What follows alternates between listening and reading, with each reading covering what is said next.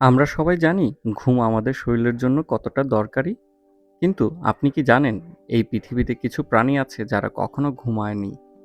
আজকে এমন ৫টি অদ্ভুত প্রাণীর কথা বলবো যাদের ঘুম না থাকা সত্ত্বেও পৃথিবীতে বেঁচে আছে। তো চলুন আমরা মূল পর্বে শুরু করি। প্রথম প্রাণীটির নাম অক্টোপাস। অক্টোপাসের নাম সবাই এখন আমরা জানি। এই অক্টোপাসের ঘুম নিয়ে বিজ্ঞানীরা অনেক গবেষণা করেছেন। তারা দেখতে পেয়েছেন অক্টোপাস হয়তো চোখ বন্ধ করে রাখে বা শরীর স্থির করে রাখে, কিন্তু মানুষের মতন গভীর ঘুমে যায় না। তাদের ব্রেন সবসময় আংশিক সচল থাকে।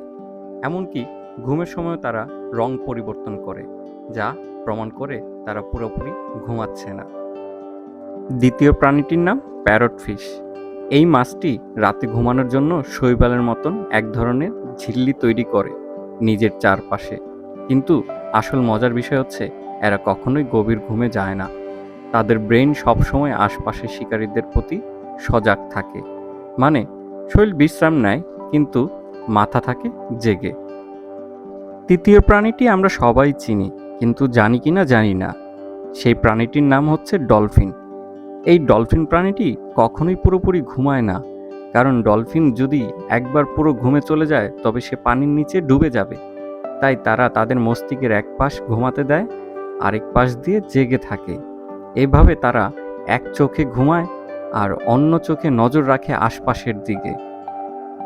প্রাণীটি হচ্ছে এক ধরনের পাখি, তার নাম হচ্ছে বার হেডেড গজ। এই পাখিরা হাজার হাজার কিলোমিটার পথ উড়ে যায়। তাদের শরীর বিশ্রামের সময়টাও পর্যন্ত পায় না। তবে বিজ্ঞানীরা বলছেন তারা উড়ন্ত অবস্থাতেও হালকা ঘুমাতে যেতে পারে। তবে এই ঘুম এতটা ক্ষণস্থায়ী ও হালকা যে এটাকে আসল ঘুম বলা যায় না। মানে প্রায়ই জেগে থাকে এই পাখিরা। ৫ নাম্বার হচ্ছে কিছু প্রকার জলজ জীব, যেমন হাইড্রো। এই ছোট জলজ প্রাণী যা চোখে দেখা খুবই কঠিন। এদের ঘুমের কোনো নির্দেশনা বিজ্ঞানীরা খুঁজে পাননি আজ তরিও। এমনকি যখন দিনের পর দিন আলো বন্ধ রাখা হয়, তখনও এদের শরীরে ঘুমের কোনো চিহ্নই দেখা যায় না। হাইড্রো মনে হয় প্রাকৃতিকভাবেই ঘুমহীন জীবন কাটায়।